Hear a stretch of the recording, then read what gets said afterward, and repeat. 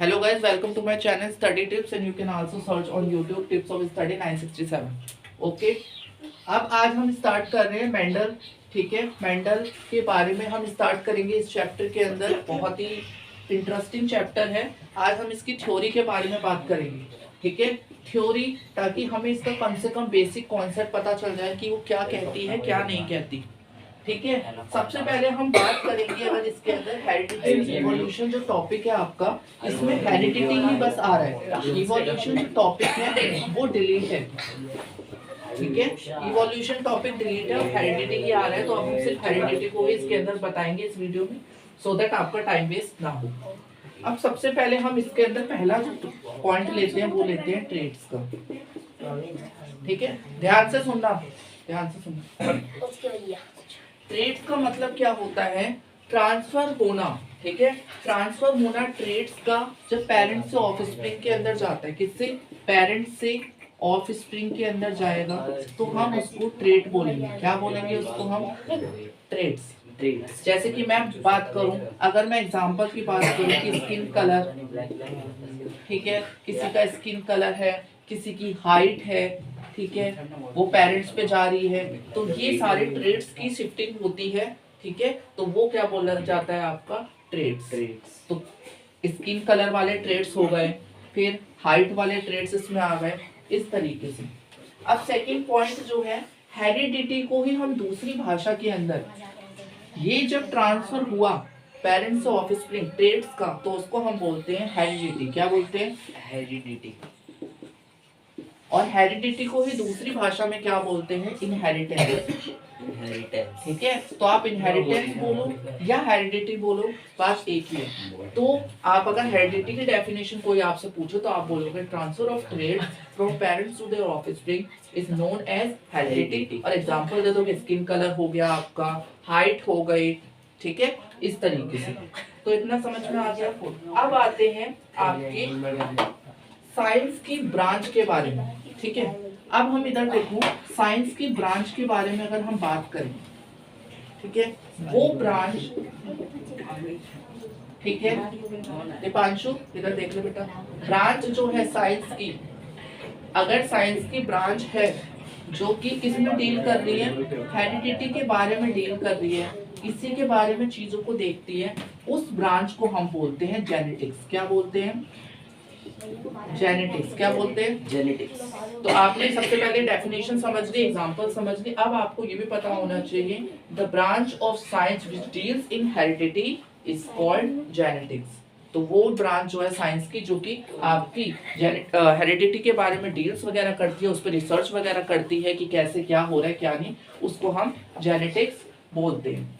ठीक है, उसके बाद आपको ये बता रखा है कि each and every organism have two gene for controlling one into different chromosomes. ठीक है, जैसे कि आप मान के चलो हाइट का ही ले लो, तो यहाँ पर एक मदर का होगा और एक फादर का होगा। ठीक है, ये क्रोमोसोम से आपको दिख ही रहा होगा, ये फादर का होता है और ये मदर का, क्योंकि इसमें दो ही आते हैं, दो जनरेशन वगैरह आते हैं।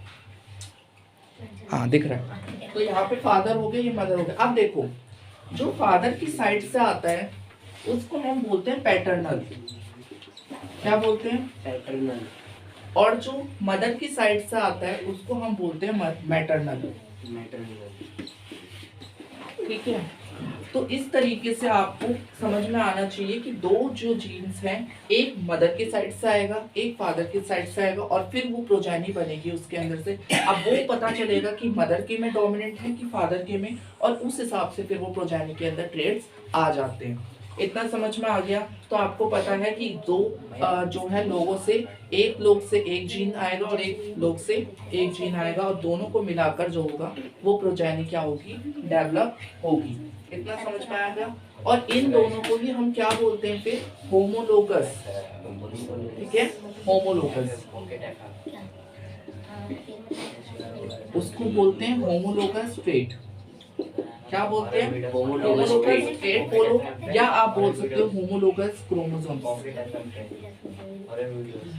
आ रहा है समझ?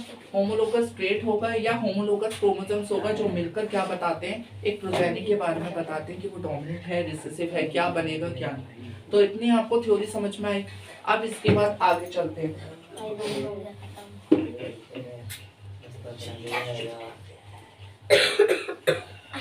तो चलिए गाइस शुरू करते हैं आगे। अब देखो जो मेंडल थे, ठीक है, जो मेंडल्स की अगर हम बात करें, मेंडल, ठीक है, जो मेंडल थे उनको क्या बोला जाता है? फादर ऑफ जेनेटिक्स कहा जाता है। क्या बोला जाता है? Father of genetics. इन्हें पिता कहा जाता है क्योंकि इन्होंने, मेंडल ने बहुत सारी अपने एक्सपेरिमेंट, अपनी थ्योरीज दी थी, अपने रिसर्च करा था, जिसके वजह से इनकी पूरी थ्योरीज वगैरह क्या हो गई थी, बहुत अच्छे से यूज हुई। और साइंटिस्ट जो थे, काफी सारे साइंटिस्ट जो थे, उनकी लाइफ जो थी वो चेंज हो गई इनकी थ्योरीज की वजह से।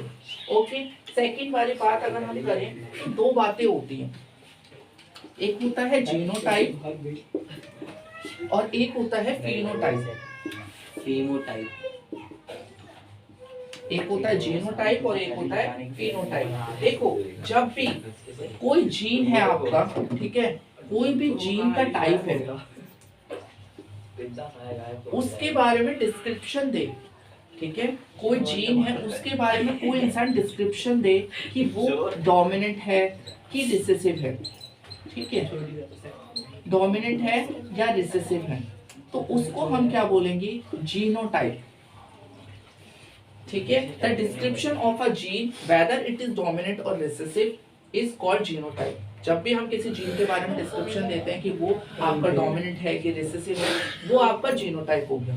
लेकिन फिनोटाइप क्या होता है? फिनोटाइप वो होता है कि जो अपीयरेंस आया उस जीन का, ठीक है, अपीयरेंस ऑफ अ जीन।